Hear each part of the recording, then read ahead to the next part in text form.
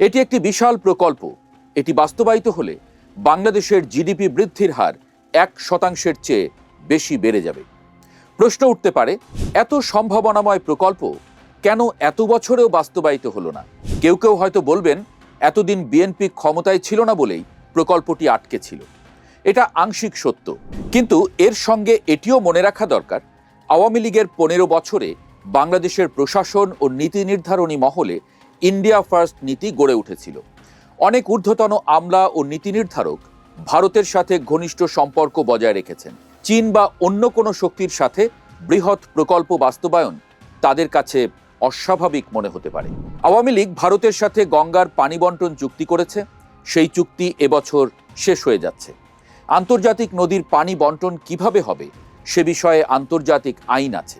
কোনো দেশ যদি আইনের প্রতি শ্রদ্ধাশীল হয় তাহলে সেজন্য আর চুক্তির প্রয়োজন হয় না। কিন্তু ভারত পৃথিবীর বিরল দেশগুলোর একটি, যারা আন্তর্জাতিক আইন ও মানবাধিকারকে বৃদ্ধাঙ্গুলি দেখিয়ে আন্তর্জাতিক আইন ক্রমাগত লঙ্ঘন করেছে। সেজন্য তাদের সাথে দ্বিপাক্ষিক চুক্তিও করতে হয়েছে, এবং মজার ব্যাপার হলো সেই চুক্তিও ক্রমাগত লঙ্ঘন করেছে দেশটি। বাংলাদেশে গত 15 বছর একটানা ক্ষমতায় ছিল আওয়ামী লীগ। তাদের সাথে ভারতের ভালো সম্পর্ক বলে মনে করা হতো, কিন্তু সেই আওয়ামী লীগ 15 বছরে ভারতের কাছ থেকে পদ্মার পানির ন্যায্য হিস্সা আদায় করতে পারেনি।